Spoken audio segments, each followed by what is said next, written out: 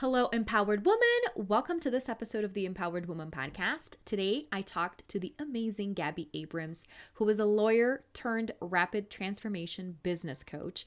She uses subconscious neuroactivation to help purpose-driven entrepreneurs uplevel their lives and businesses in major ways. We talked about how she got into this line of work and how important it is to really get to the nitty-gritty of how you're stopping yourself on a subconscious level so that you can design a life you love where work never feels like work. Let's dive in.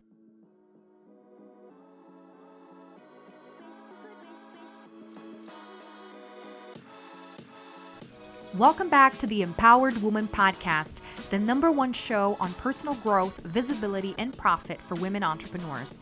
If you're wanting to start believing in yourself, giving yourself permission to succeed, and let your voice be heard to make an impact in the world as an entrepreneur, this is the place for you. I am so glad that you're here. My name is Marta Spurk, and I'm your host, triplet mom, woman empowerment coach, and all things motivation extraordinaire. Welcome again, and let's dive into today's episode. Real quick, before we jump into the interview, I want to remind you to register for the amazing event I'm hosting next Tuesday, the Engage to Serve Summit. It's happening live starting at 2 p.m. Mountain Time. I'll be interviewing 6 amazing empowered women entrepreneurs, who are also my clients, on how they've been able to engage and serve their audience through their content. Everything will happen inside an exclusive Facebook group, so register at martaspurk.com/summit to get all the information. And there will be replays available as well. The link is in the show notes.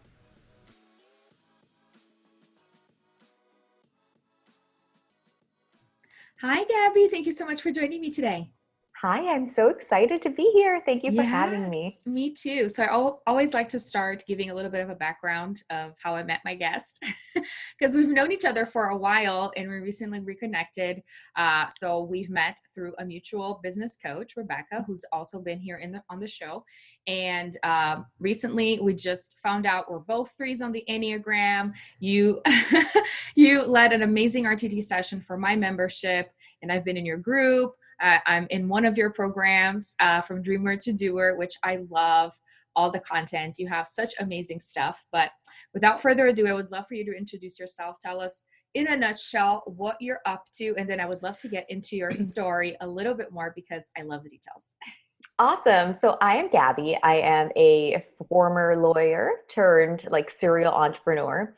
And I am currently a business coach. I'm a rapid transformation business coach. So I'm certified in rapid transformational therapy. And I use that and NLP and all kinds of other neuro tools to really help female entrepreneurs break through all of their mindset hurdles very, very quickly so that they can have a lot of impact, a lot of fun, a lot of joy in their lives and businesses. I'm also an Enneagram 3. We will get into what I recently learned Ooh, I want to hear about myself. And I'm happy to answer any questions that you have about my path. Yes, amazing. Well, I do want to hear more about what you've recently found out, because I'm all things geeking out Enneagram, and I know you're big into human design as well. So I want to hear a little bit more about that and how you found the intersection with the 3. I want to know. But before, let's back up a little bit and talk about you being a lawyer, because I've heard you tell the story a couple times, and I want to hear the details, and I want all the women out there to hear and see how our journeys in our lives are just not linear, and we're going to go do stuff, and then we're going to say, this is not what I want to do anymore. And sometimes we feel guilty. We feel, shame for saying, I need to let this go. And I don't know if this is more of a 3 thing. I would love to hear your perspective on this, with being such an accomplished 3 at that. It's hard for me personally to let things go and to say, I'm not doing this anymore, because it appears as failure. Even if people are not seeing that, if they're still telling me I'm amazing, for whatever reason, it's like, I can't just give up, because look at what I've done. So I would love to hear your story, but if you could complement with the feelings and the struggles, because I resonate with the 3 so much, and I know women will too. Oh, absolutely. That's such a huge part of it. So I'm happy to walk through. So I graduated law school in 2012. My husband and I ended up moving to New York City. And when we got to New York City, I was like, when I was we went to law school at Florida State, and I had done a bunch of healthcare clinics and wanted to do immigration law, and I really wanted to stay in Florida. And then when we found ourselves in New York, I kind of had a almost like awakening, and I was like, is this what I want? What is it that I want? And also just being in New York, I was like, I get to create whatever it is that I want now. I started meeting people that were really, really successful at talking about threes. Yeah. And they were doing all kinds of things. They were photographers, they were artists, they were all of these different, creative career paths that really outside of New York, you don't really see as much, or you didn't back then. I think it's becoming a little bit, it's changing as businesses go online. And anyway, so then I ended up working in finance for a little bit, and I ended up doing recruiting for private equity firms and hedge funds, and working on Wall Street. And I really, really liked that. And then I thought, you know what?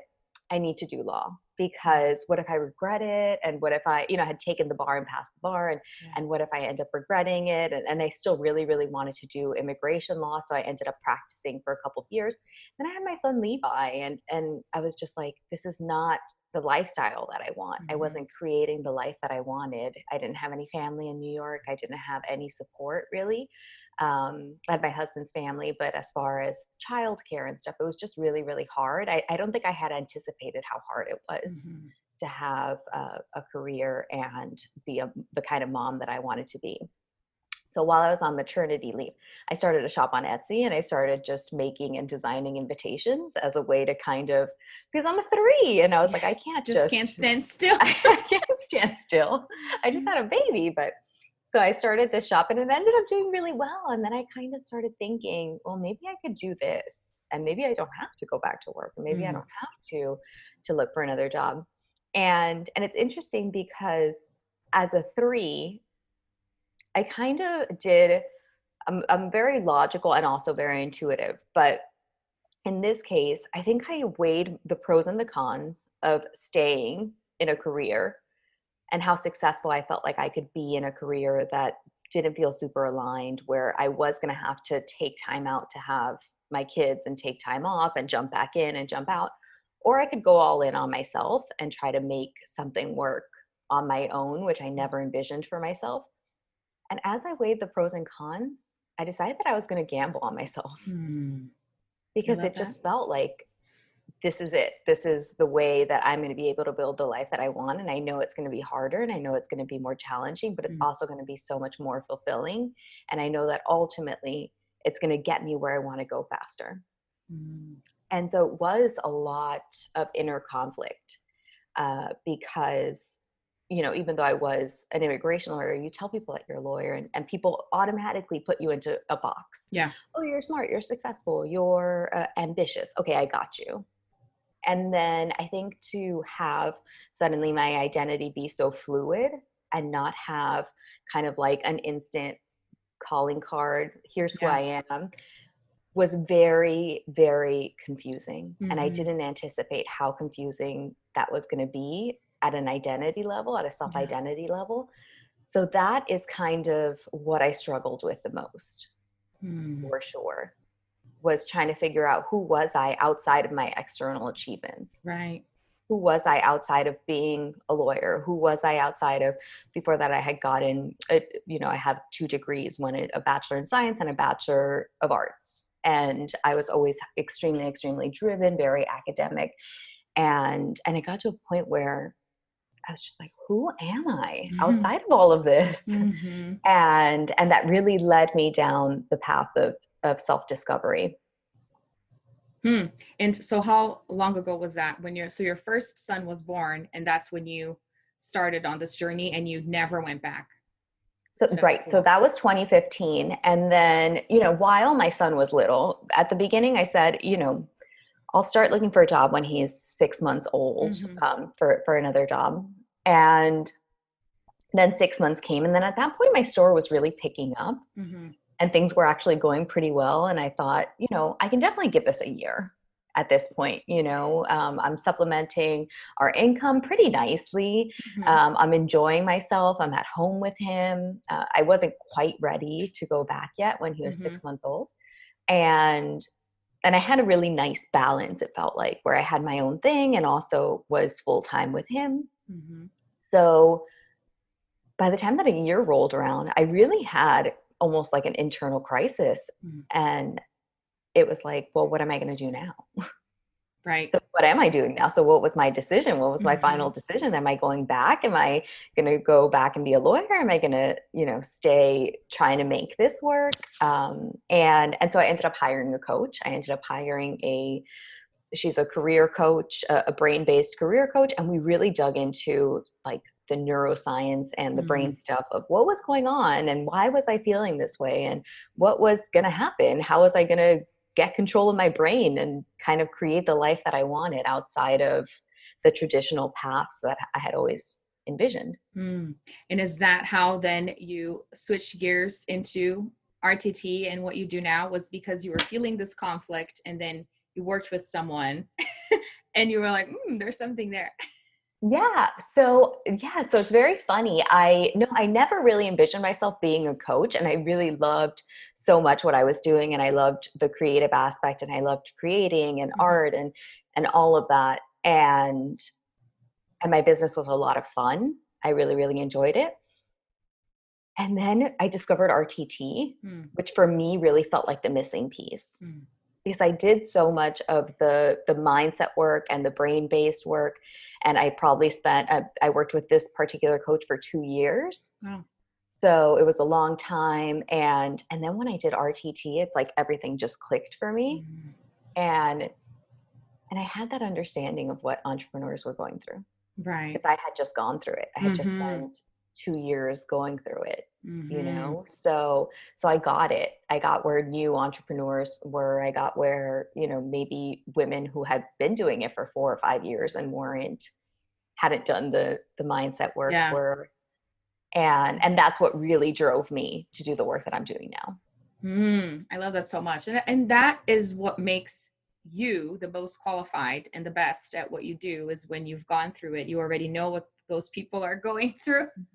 And you've been able to analyze it and understand why that is. Not that you've just gone through it, but you understand the ins and outs, and you're like, there is another side to this. Let me show you. Let me walk you through it.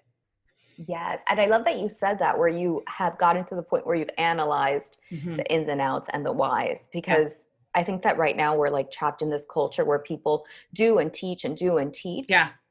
And they haven't given themselves the time to calibrate and think, okay, truly, why did this work? Yeah. So many people are burning out very, very, very Mm-hmm. quickly because they're not taking that time for self-reflection.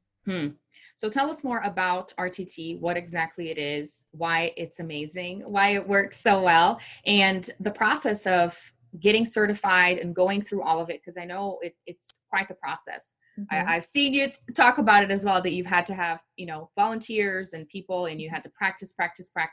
And I just love your voice. And I was just talking to the ladies inside the Empowered Women School, because I was encouraging them, you have to listen to the recording.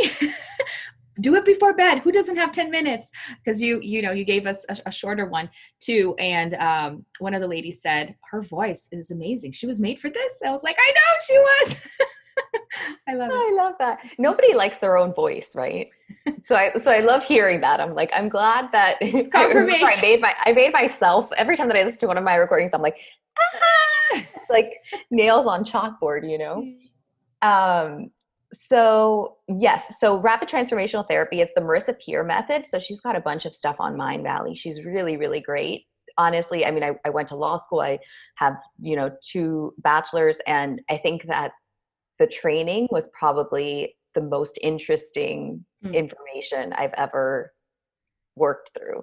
And her teaching style is just so interesting and so fascinating. So she uses a mix of hypnotherapy, neurolinguistic programming or NLP, cognitive behavioral therapy, and talk therapy to really help you get to the root of what is keeping you stuck or what you're feeling. And you can use it for anything. Some people use it for high performance.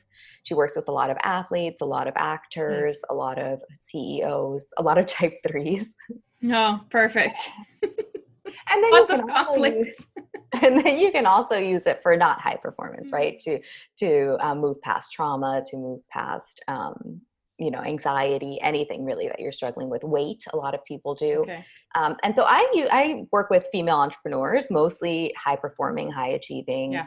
women who kind of feel like there's a little bit of something holding them back. And we really get to the root of what it is. And the most interesting thing, so you will regress and you go back to the scenes Mm. that really gave root to these feelings Right. and these thoughts. And you can go back to almost the first time that you first thought this thought Hmm. in the session. And it's so powerful because I think we forget what it's like to be children.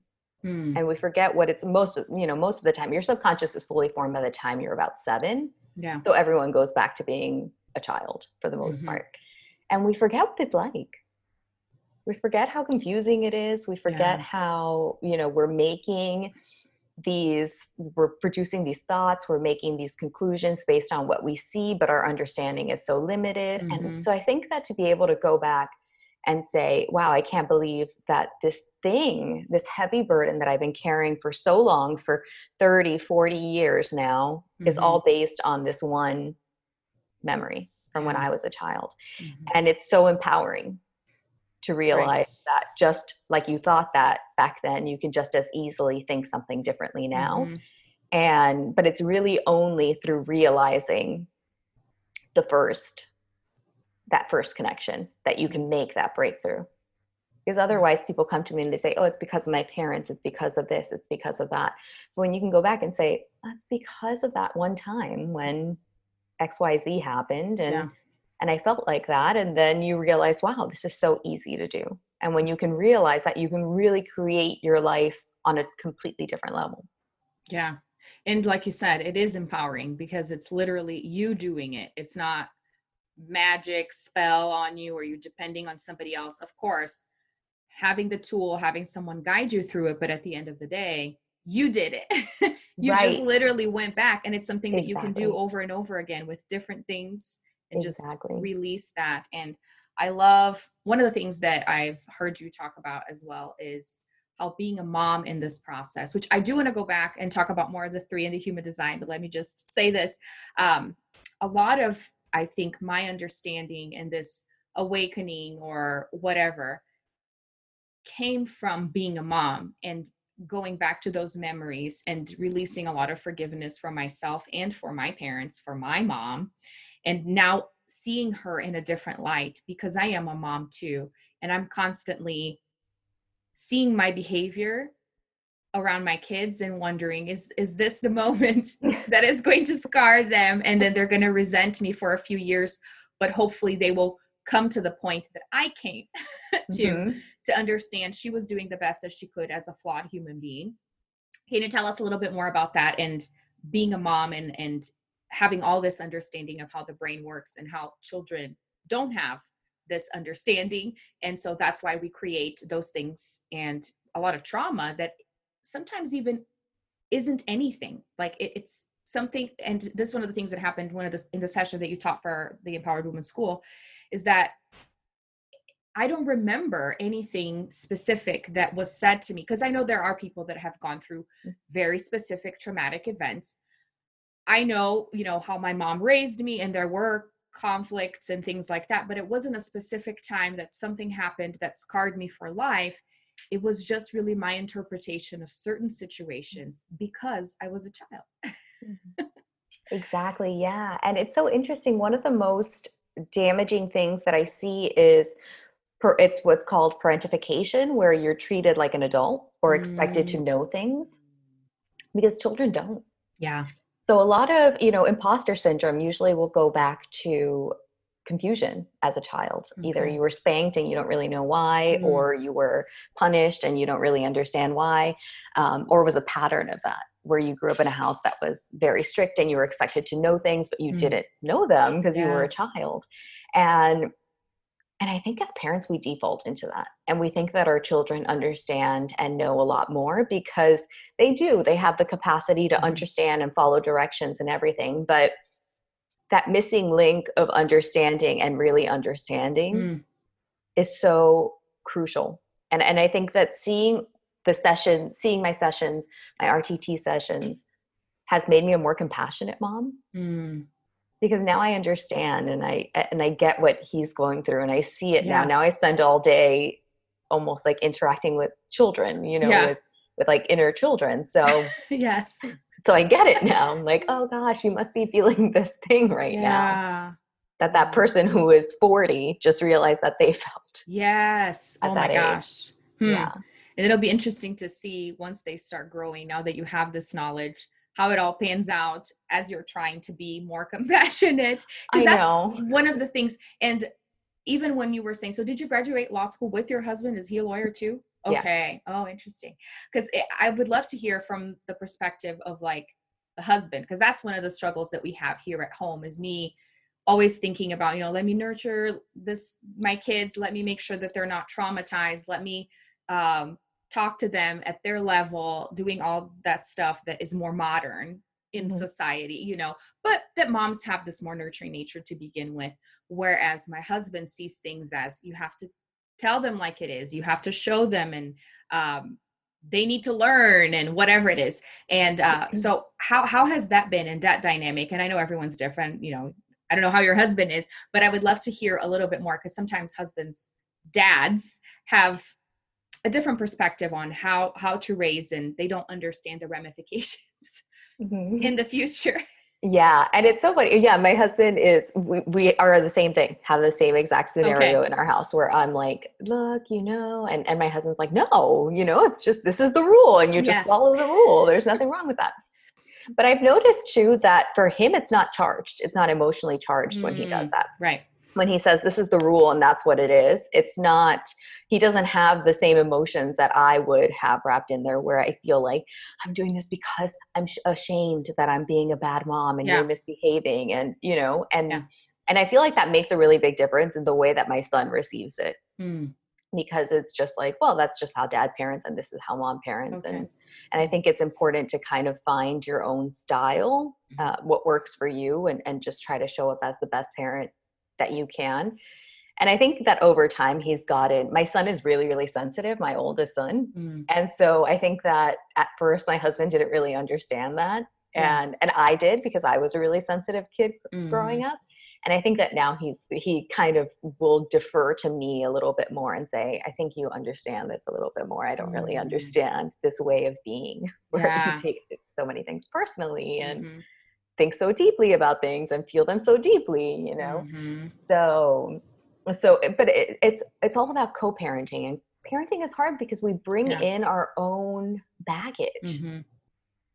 Yeah. about how we grew up and what we saw and what we don't want our children to see. And, Yeah. you know, I Totally. grew up in a household with a lot of conflict and my husband didn't. So for him, we could disagree in front of our kids and it wasn't a big deal because he Right. saw his parents do it and they would work through it. Mm-hmm. And for me, it was always, there was a lot of fighting. So I would run away from disagreement. It would make me feel horrible to Yeah. be, fighting in front Mm. of my kids.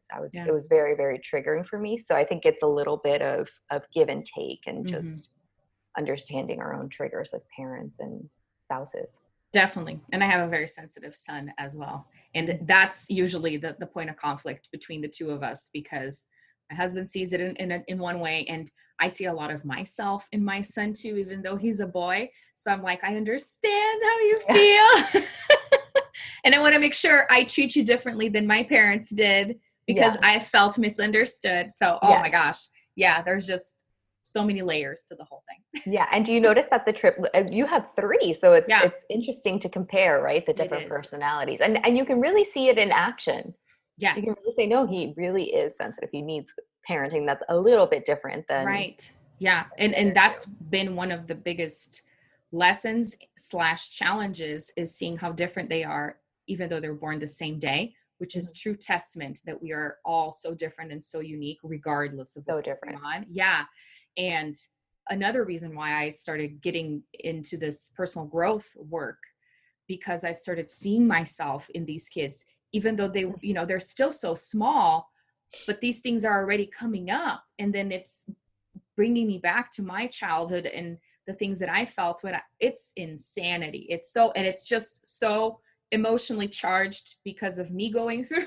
It's insane. And, you know, times 3, it's a lot of stuff. It's like boot camp of. Yeah, it's so true. You see yourself in them and you're Yeah. like, oh my gosh, okay, I got to work through this so I can help Yes, them work through this. exactly. It's so interesting. It's hard, but it's also very like rewarding, and there's a lot of pleasure in it too. Like you said, the empowerment of I can go back and I can do this, and understanding that they can do it in the future as well.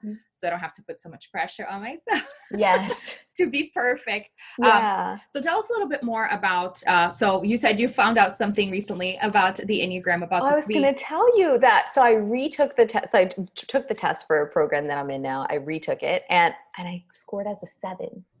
Oh my gosh, that's so interesting because I resonate as a 7 too. Tell me more. Okay, so that, and I was also like, I feel like my job is so much of a 7 that it would be such a 3 thing for me to misscore as a 7 right now. Right. To Like that's change such your a 3 thing. personality to Yeah, fit into it, because that's what we do, chameleons. that's what we do. So it's so interesting because then I was reading, you know, the kind of why you would have the misscoring and why you might score as a 7 sometimes and why as a 3 sometimes. And I think the main thing was like the motivation for the achievement. Yeah, totally. Competitiveness versus enjoyment. So it's like, right. a little bit of both. Yeah. A little bit competitiveness, a little bit enjoyment. And to me, I'd wondered, there was a point where I wondered if I was a 7 and not a 3, because even showing some of the definitions to people, they would say, oh, you're totally that. You're the fun one. You're always doing something. You can never sit still, which are some of the commonalities between the two. But then when you think the motivation, my ultimate motivation when I wake up in the morning is let me be the best at everything that I do. So, and one of the reasons why I wondered, you know, about mistyping or whatever was because I was born in December and I'm a Sagittarius, and it's like adventure. And that's why when we were talking one day, I asked you, or I think it was on Instagram, well, when is your birthday? Because I was thinking, oh my gosh, we have so much in common. I wonder if, you know, she's a Sagittarius too, but you're not. I'm a Taurus. Okay. So tell me more about human design and how you weave that into the work that you do and some of the things that you've been able to pinpoint in comparison to the Enneagram. I'm just curious because I don't have a whole lot of knowledge. So I love human design. So basically, so it's a mix of astrology and it's very funny. I'm going to give you the walkthrough. It's a mix of astrology and I Ching and Kabbalah and the chakras. Okay. And neither one of those 4 have ever been particularly super interesting to me, but somehow the 4 of them combined has created one of my favorite things I've ever discovered. So it's based on your birth time and your birth location. And there are basically 4 or 5 types, depending on how you look at it. So there's manifestors, generators, manifesting generators, projectors, and reflectors. Okay. And each type has a strategy that they're supposed to follow. You have an inner authority that you're supposed to listen to. And I think one of the most interesting things for me was that we're trained to make decisions from our brain, especially if you are someone who's very logical and you are someone who is intellectual or intelligent. You're used to weighing the pros and cons. And I think learning that I'm actually not supposed to make decisions from there, that your brain is there to help you imagine, that your brain is there to help you weigh the pros and cons, give you this information, process that information, filter everything. But then ultimately, you know, you're supposed to be making decisions from your gut, from your spleen, from all kinds of other places. So that was really interesting. And another thing that was really interesting to me is that so many of us are trained to work like manifestors and just do it. Just do it. Just go out there and do it. You know, that's what we all heard. And if you're not a manifestor, which is 93% of the population, it's so frustrating. And people come to me, I'm trying, and I just can't make it work. You know, I think we can all kind of resonate with that.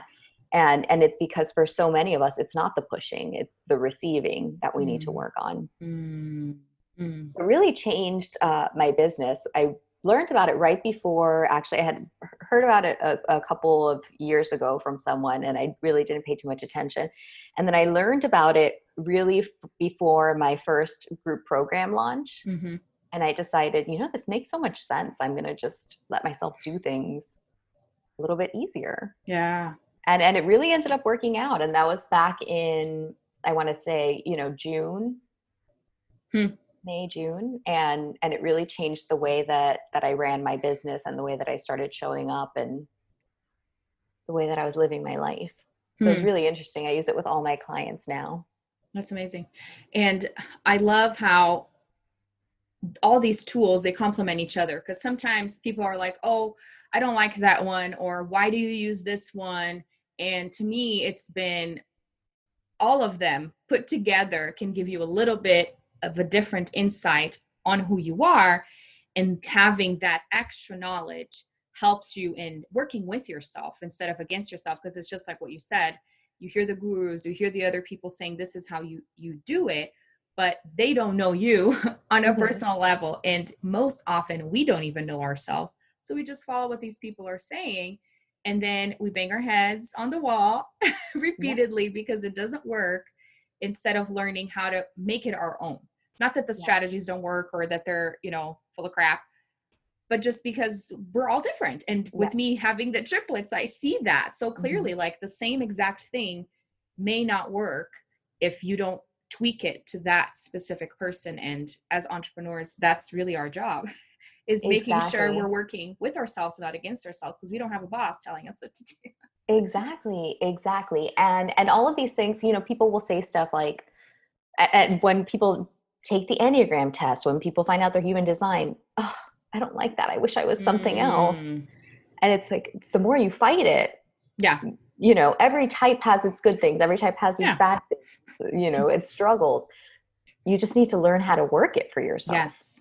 Yeah. and align yourself with what you're discovering. And I'm the same as you, and I will take bits and pieces from each thing, and whatever resonates with me, I'll grab a piece from that. And I'm not someone who is like super dogmatic Hmm. in these tools, but I love it. And I love the Myers-Briggs too. Hmm. And I love, I took another great quiz, if you like quizzes, the How Yes. to Fascinate Never heard of it. by Sally Hogshead. So that one's like a branding, and it'll tell you what your kind of like business strengths are as far as branding and stuff. I think you're probably the prestige. Okay. You need to You, send me that link. I want to take I'll it send now. it to you. Yeah, it was a really good quiz. And I'm always like discovering new personality quizzes because I just love them. Yes, I do too. I think that's the best thing that we can do is understand ourselves better, because that allows you to understand people better, and it Mm-hmm. improves relationships because you're not expecting things from people, because you understand that they're not the same as you. So they're not going to give you what you're expecting. You can Mm-hmm. just give it to yourself, since you already Yeah. know what you want. Yes, yeah, it's, exactly, it's beautiful. exactly. And people will try so hard. So in human design, you have open centers and you have closed centers, Mm, and your open centers are spots where you really pick up like a lot of conditioning from the outside world. So for example, I have like an open G, which is your self-identity, and I have that one wide open. I don't have any gates or anything. So I'm very able to connect with people on that level, but mm, I also have never felt purpose or direction and this is what I'm meant to be doing. I mm, feel that now, but because I've let go of trying to find a direction and a purpose. I was always mm, so jealous of, back at when we were like 6. My friends would say, when I grow up, I want to be a lawyer. When I grow up, I want to be an mm-hmm, astronaut. I want to, and I never felt that. mm, And I always wondered why do I not just feel that? It would be yeah. so easy. When we got to college, I was so jealous of everyone that was like, I'm going to be an accountant. Mm, Like, wow, to have the purpose to just want yeah. to be an accountant. That's so, Mm-hmm. fortunate, I always felt. And I was just never like that. I spent a long time, beating myself up about it and trying to do this and trying to find it. And it's really only from letting go and realizing, look, that's just your personality. Yeah. Just embrace it. Yeah, you got to embrace it. Yeah. And there's so many gifts that come with what we perceive to be our weaknesses. Right, totally. Well, and And when you can flip it. that's one of the things that I've learned a lot from the Enneagram is understanding that anything could be looked at as a strength or a weakness. It's just that you don't know. So it Hmm. becomes a weakness. Once you're aware of it, then you can Exactly. turn it around and say, I'm awesome at this. Exactly. Yes. Instead of wishing you were awesome at what the other person is, Yes. because they're a different type and they have different motivations. Oh my gosh, yeah. I could go on and on because there's so much depth to this. It's amazing. Thank you so much, Gabby. I loved learning a little bit more about your story. tell us more. Well, before that, I need to do my rapid fire. I always forget because it's something new that I started, and and then you can share how we can get in touch with you. So this is part of my framework, the Empowered Woman Path, and also the Engage to Serve method, helping entrepreneurs find themselves. And so I'm going to say some little phrases and you just tell me what comes up for you. Are you ready? I'm ready. All right. Notice yourself. Notice myself. Yes. Posture, body language. What am I projecting? Yes. Listen to yourself. Listen to yourself. Always listen to your inner knowing. You know exactly what it is that you want to do. Stop hiding behind lack of clarity. Stop hiding behind lack of time. Forgive yourself. The most important thing you have to do if you want the things that you desire. Amazing. Empower yourself. Easy to do once you have the tools. And finally, transform yourself. Come to me. Yay! And you will expedite the process. Yeah. I love that so much. Well, tell us how to find you, and you have something special for us to check out your work and try. Yes. Yeah. So my website is GabyAbrams.com, and I'm working on that now. I'm not sure when the episode is going to air, but it should actually be finished in the next 1 to 2 weeks. So maybe. And you can join my Facebook group, Ready for More. And I'll drop a link to that. And I actually have a free RTT session. I just wrapped up a challenge in my group where we talked about all of this stuff. I did lots of neuroactivation meditations, a mini RTT session. We talked about human design. We talked about subconscious blocks. We talked about all of it. So something else that would be awesome to check out. Amazing. Yes. I will put all the links in the show notes, and go on ahead and connect with Gaby because she's amazing. Thank you so much, Gaby. This was great. Thank you. I was so happy to be here. I seriously hope this interview made you intrigued enough to go check Gaby out. She truly is magnetic, and that's what she helps her clients with. Activating your magnetism that's already there so you can attract all the goodness you deserve in your life. All her links and resources are in the show notes. And don't forget to register for the Engage to Serve Summit that I am hosting next week on Tuesday. The link is in the show notes as well. Until next time, bye.